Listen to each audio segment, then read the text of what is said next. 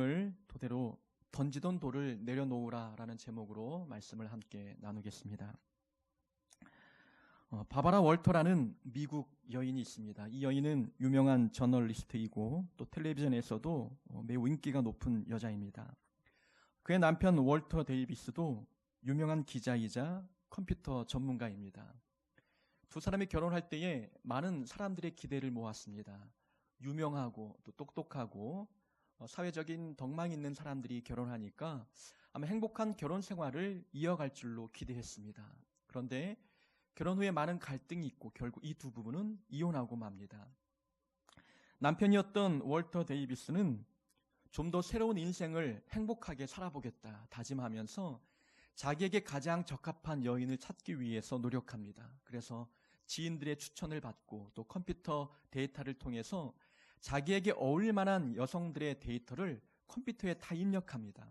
한 3만 명의 인물들을 컴퓨터에 넣어서 그 데이터를 뽑으면서 자기에게 적합한 여인을 1등부터 순위를 매기는 거예요. 그 중에 1등부터 10위까지 딱 추스렸습니다. 그래서 가장 위에 있는 사람의 이름을 보니까 이혼했던 전 부인이었던 바바라 월터가 자기에게 가장 적합한 여인으로 나왔다는 것이지요. 객관적인 통계상 이 본인이 이혼하고 그렇게 갈등의 원인처럼 여겼던 여인이 자기에게는 가장 적합한 여인이었습니다.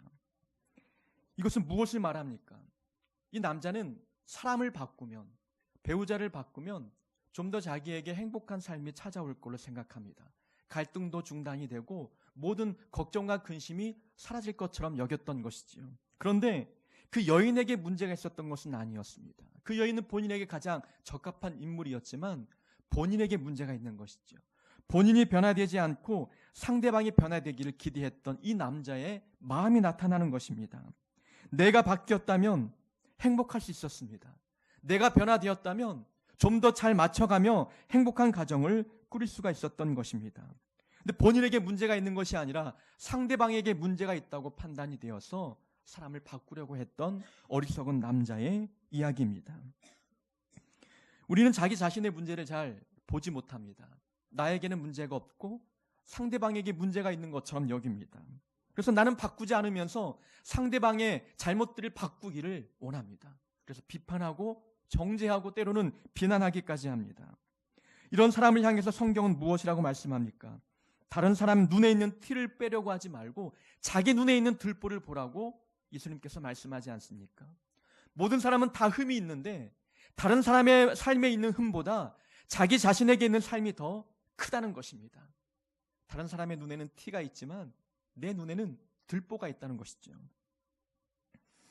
우리는 자기에게 흠이 있다는 것을 인정하지 않습니다. 나는 문제가 없는데 상대방의 잘못 때문에 갈등이 있고 행복이 사라지고 있다고 이야기를 하고 있습니다. 자기에게 문제가 없다고 생각하니까 자기를 비판하기보다 상대방을 비판하고 있는 우리의 모습들 아니겠습니까? 결혼을 하고 나서 자녀를 낳고 보니까 함부로 비판해서는 안 될 내용이 하나 있습니다. 그것은 다른 집 자녀를 판단하고 비판하는 것입니다. 결혼 전에는 예의 없는 아이들을 바라보면서 이 아이가 예의 없는 것은 부모의 탓이라고 여기며 마음속으로 비판했던 적이 있습니다. 저렇게 애지중지 사랑하니 아이가 버릇이 없어지지.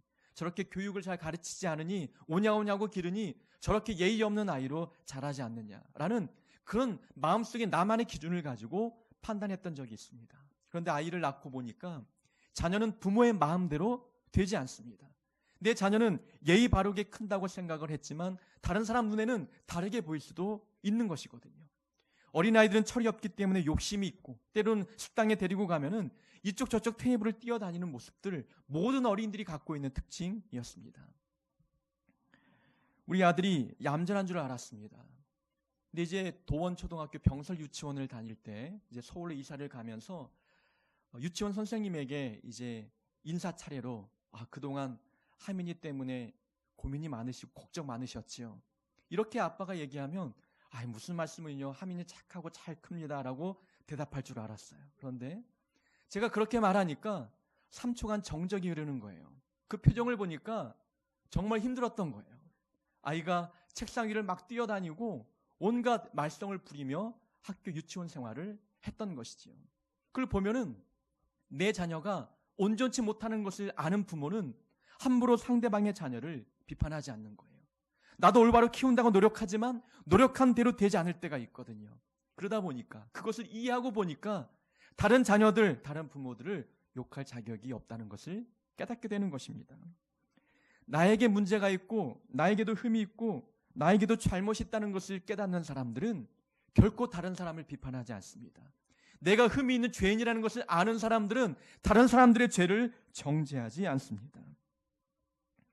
우리가 다른 사람을 정죄하지 않으려면 내 자신을 바라보는 안목이 있어야 합니다.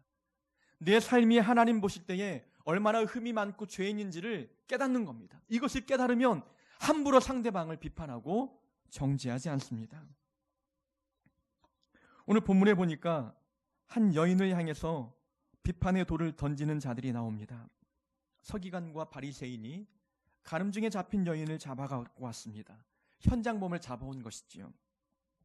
이 여인은 율법에 의하면 돌에 맞아 죽을 수밖에 없는 그런 죄를 지은 여인이었습니다. 노인부터 젊은이까지 모두 다 한 손에 돌을 들고 이 여인을 죽이겠다고 모여들었습니다. 서기관과 바리새인은 이 여인을 도구 삼아 예수님을 올무에 빠뜨릴 작정이었습니다. 예수님은 이 여인을 어떻게 판단하실지 질문하는 겁니다. 선생이여, 율법에는 이 가늠한 여인을 돌로 치라고 기록하고 있는데 당신은 어떻게 생각합니까? 묻는 겁니다. 만약에 돌로 치라라고 예수님께서 말씀하셨다면 평소 예수님이 가르쳤던 원수를 사랑하라라는 그 말씀에 반하는 내용 아니겠습니까? 그런 올무에 빠뜨리려고 했던 것이죠. 그런데 돌로 치지 말라 하면 이건 또 율법을 어기는 일이기 때문에 그걸로 문제 삼으려고 했던 것입니다. 이렇게 선택을 하건 저렇게 선택을 하건 예수님을 올무에 빠뜨려 예수님을 붙잡으려고 했던 이 바리새인과 서기관들의 계략이었습니다.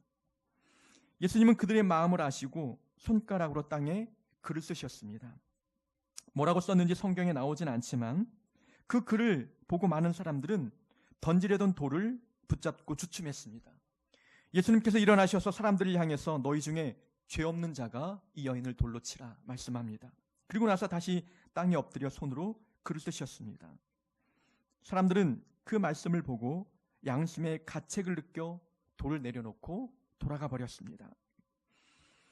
성경에는 예수님께서 땅에 쓰신 글씨가 무엇인지 정확하게 언급하고 있지는 않지만 많은 성경 해석자들은 아마 돌을 들고 모여든 사람들의 죄를 땅에 기록했을 것이다라고 추측하고 해석합니다. 그 해석이 맞다는 근거를 가지고 우리가 살펴보면은 예수님이 하신 말씀은 어떤 의도가 있는 것입니까? 너희들이나 이 여인이나 똑같은 죄인이라는 것입니다. 이 여인은 들켰지만 당신들의 죄는 들키지 않았다는 것이죠. 그러나 예수님은 알고 있는 겁니다. 그들의 죄를 땅에 기록하고 나니 그 여인이나 본인이나 다를 바 없는 똑같은 죄인이었습니다. 누가 누구를 향해서 비난하고 정죄하고 비판의 돌을 던지는 것, 그것은 가당치 않은 일이었습니다. 내가 누군가의 죄를 탓하고 판단하고 비난하는 것, 나는 그럴 자격이 없다는 것을 예수님의 말씀을 통해서 깨닫게 되는 것입니다. 하나님 앞에는 모든 사람이 똑같은 죄인입니다. 모든 사람이 똑같이 죄를 범한 사람입니다. 나는 의롭고 나는 저 사람보다 좀 더 나은 사람이라고 말하며 감히 비판의 돌을 던질 자격이 우리에게 있겠습니까? 똑같습니다. 똑같은 죄인이라면 감히 상대의 잘못을 판단하고 비판하는 일이 우리 삶에는 없을 것입니다. 우리는 본문의 모습을 보면서 한 4가지의 교훈을 함께 찾아보고자 합니다. 우리는 예수님께 이 바리새인과 서기관들이 여인을 붙잡고 와서 이 여인의 죄를 고하고 있는 모습을 봅니다. 우리가 하나님 앞에 예배 드리러 나올 때에 누구의 죄를 가지고 나와야 되는지를 깨닫게 되는 것이죠. 하나님 앞에 나올 때에는 다른 사람의 잘못, 다른 사람의 죄를 가지고 나와서 하나님 저 사람 잘못했습니다. 저 사람 죄인입니다. 저 사람을 판단하시고 심판해달라는 그런 마음가짐으로 나와서는 안 된다는 것이지요. 나도 죄인이었습니다. 그러면 내 죄를 가지고 하나님 앞에 나오라는 거예요. 주님 앞에 나올 때에는 다른 사람이 어떠하든지 그것은 중요하지 아니하고 내가 하나님 앞에 어떤 사람인지를 깨닫고 내 죄를 가지고 주님 앞에 나오라고 말씀하고 있는 것입니다. 구약에는 속죄제라는 제사가 있습니다. 속죄제는 자기의 죄를 위해서 동물을 끄집고 와서 동물을 잡아 번제단 위에 불태워 하나님 앞에 제사 드리는 그런 제사입니다. 이 헌제자가 동물을 잡고 죽이고 피를 흘리고 또 각을 떠서 이 제사를 준비하는 모든 과정은 자기의 죄를 용서받기 위해서입니다. 내 죄를 위해서 이 제물을 끌고 나왔던 것이지요. 다른 사람을 위해서 나오는 게 아니라 내 죄를 용서받고 싶었다면 내가 제물을 가지고 와서 그 제물의 각을 떠서 하나님 앞에 제사를 드려야 했습니다. 그러니까 하나님 앞에 나올 때에는 다른 사람의 죄가 아닌 자기의 죄를 가지고 나와 하나님 앞에 예배해야 된다는 것을 우리는 속죄제를 통해서 깨닫게 됩니다. 우리는 예배의 자리에 나올 때에 하나님 앞에 우리의 죄를 가지고 나와야 합니다. 우리 마음 가운데에 미운 사람이 있을 것입니다. 용서하기 힘든 사람이 있을 것입니다. 그러나 그 사람의 죄를 가지고 나올 것이 아니라 내 죄를 용서받기 위해서 하나님 앞에 가지고 나와야 하는 것입니다. 죄의 본성은 자기의 죄를 하나님 앞에 고하기보다 다른 사람의 잘못을 고하게 합니다. 이 아담과 하와가 에덴 동산에서 선악과를 먹고 하나님 앞에 범죄했을 때에 이 아담이 하나님 앞에 무엇라 말합니까? 하나님께서 아담을 찾을 때에 아담이 어떤 죄를 지었는지 다 알고 계셨습니다. 그런데 아담은 자기의 죄를 하나님 앞에 고하기보다도 하나님이 나를 위해 만들어 주었던 하와가 선악과를 주어서 먹게 되었습니다 라고 남 탓하는 모습을 보여주었습니다. 죄의 본성은 자기 탓하는 것이 아니라 다른 사람을 탓한다는 거예요. 그럼 하와에게 묻습니다. 하와는 자기의 잘못을 뉘우치기보다도 뱀이 자기를 유혹해서 죄에 빠졌다고 이야기합니다. 자기는 잘못한 게 아닌데 다른 사람이 잘못해서 죄에 빠지게 되었다고 이야기하는 것이지요. 자기의 잘못을 감추고 다른 사람의 잘못을 들추어내는 일들이 바로 죄의 본성의 모습입니다. 우리는 똑같은 죄인입니다. 우리 마음에 판단하고 정죄하는 사람이 눈앞에 보여도 그 사람보다 내가 더 낫다는 보장이 없습니다. 하나님 보실 때에는 도끼는 객끼입니다. 똑같은 죄인인 거예요. 누군가를 판단하는 것, 그럴 자격이 나에게는 없는 것입니다. 9절 말씀에 보니까 그들이 이 말씀을 듣고 양심의 가책을 느껴 하나님의 말씀을 들으니 양심의 가책을 느꼈습니다. 하나님 말씀 앞에 서보니 자기도 죄인이었습니다. 죄인이 죄인을 향해서 비판하고 판단하는 자기의 모습이 너무나 잘못된 모습임을 깨닫습니다. 우리가 내 잘못을 돌아보고 내 잘못을 하나님께 고하기 위해서는 내 삶을 말씀 앞에 서보는 것입니다.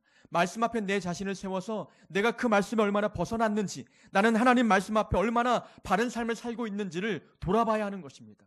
나도 하나님 앞에 떳떳한 삶을 살고 있지 않다면 감히 내가 누구를 비판하고 정죄하겠습니까? 우리는 똑같은 죄인입니다. 우리는 하나님 앞에 다른 사람의 죄를 가지고 나오지 말고 내 죄를 가지고 나와 하나님 앞에 용서를 구하는 자들이 되어야 되는 줄로 믿습니다. 예수님께서는 너희 중에 죄 없는 자가 돌로 치라 말씀합니다. 이 중에서 죄 없는 분은 예수님밖에 없었습니다.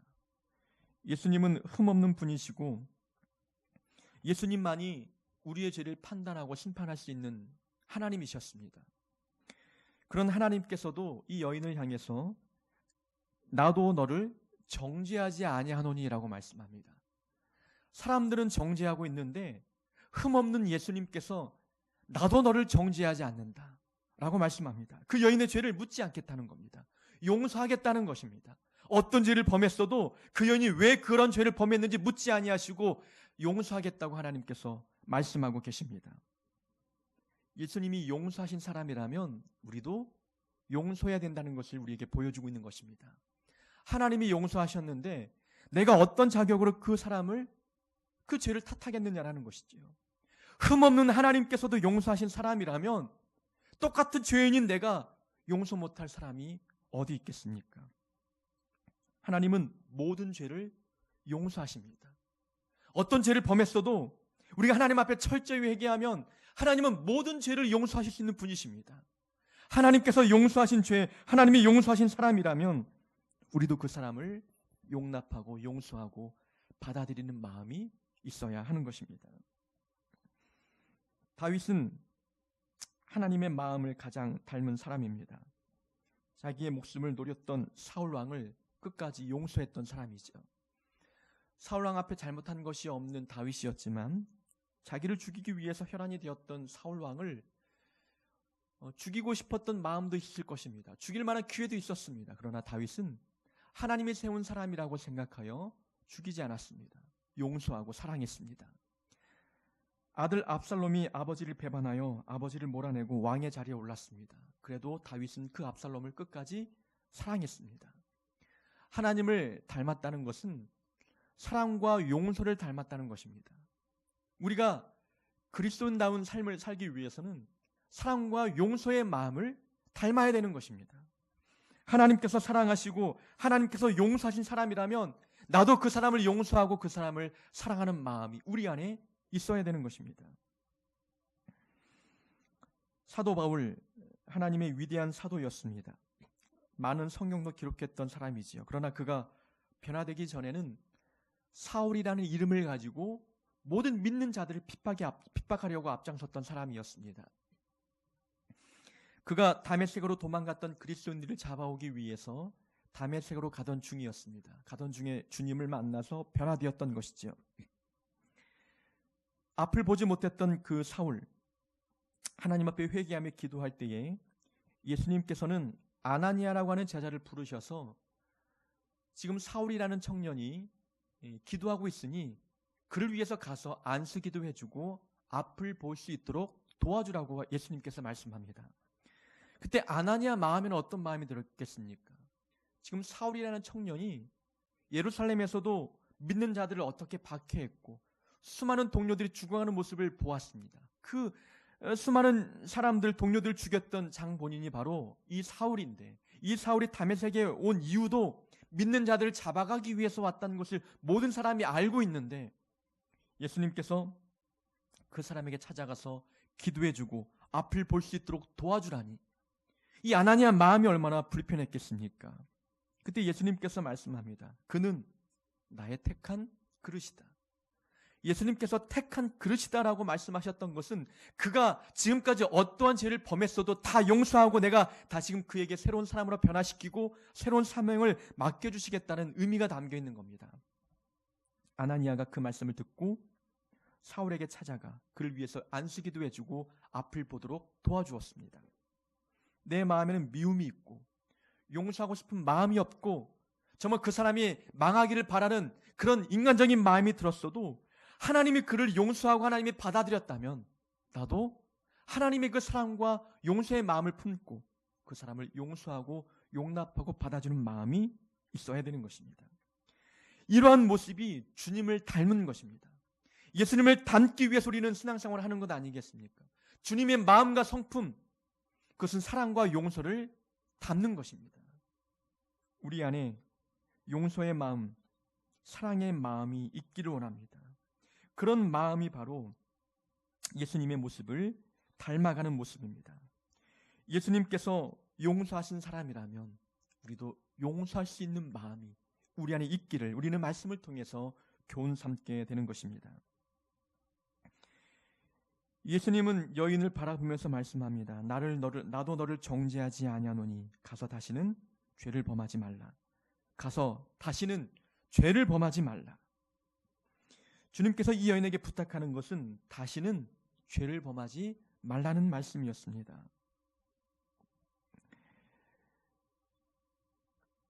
사람은 습관적으로 죄를 범할 때가 많습니다. 잘못된 것인지 알면서도 마음이 약하고 육체가 연약해서 그 넘어진 자리에서 또 넘어질 때가 있다는 거예요. 예수님께서 말씀하는 것은 같은 자리에서 또다시 넘어지지 말라는 겁니다. 다시는 넘어지지 말라고, 다시는 죄를 범하지 말라고 말씀하고 있습니다. 우리는 습관이 바뀌어야 합니다. 삶을 살아가는 방식을 바꾸어야 되는 것이죠. 이렇게 살면서 날마다 똑같이 넘어지고 있다면 생각을 바꾸고 삶의 자세를 바꾸고 습관을 바꿔야 합니다. 내가 같은 죄를 범할 때에 하나님께서 얼마나 마음 아파하실지 그것을 알고 깨닫는 사람들은 다시는 같은 죄에 넘어지지 않는 것이지요. 예수님께서 이 여인에게 나도 너를 정죄하지 아니하노니 가서 다시는 죄를 범하지 말라. 이 말씀을 여인이 들었을 때에 어떤 마음이 들겠습니까? 본인도 압니다. 내가 죄인임을 알고 나는 돌에 맞아 죽어 마땅한 사람인 것을 알고 있어요. 그런데 예수님께서 나를 용납해 주시고 나를 용서해 주셨어요. 어떠한 죄도 묻지 아니하시고 탓하지 않고 심판하기보다도 받아들이고 용서하는 그 예수님을 만났습니다. 이 여인의 마음에는 이 예수님을 사랑하는 마음이 들지 않겠습니까? 내 죄를 용서하신 하나님이 너무나 사랑스럽고 그 하나님을 위해서 내가 이제는 하나님을 기쁘게 해드리기 위해서 살겠다고 다짐하지 않겠습니까? 내가 다시 죄를 범한다면 하나님의 마음을 아프게 하는 것임을 깨닫게 되니 하나님을 위해서라도 예수님을 위해서라도 다시는 죄를 범하지 않는 삶을 살게 되는 거예요. 이 예수님을 만났던 여인은 변화된 삶을 삽니다. 다시는 죄를 범치 아니하고 예수님을 따라다니는 삶을 살게 되었던 것이지요. 잠언에 이런 말씀이 있습니다. 개가 그 토한 것을 도로 먹는 것 같이 미련한 자는 그 미련한 것을 거듭 행하느니라. 같은 죄를 반복하고 있다는 것은 개가 토한 것을 다시 먹는 것과 같다는 거예요. 그것만큼 미련한 것이 없다는 것입니다. 분명 더러운 것인지 알면서도 그것이 음식인 양, 나에게 좋은 것인 양 그것을 용납하고 받아들인다는 거예요.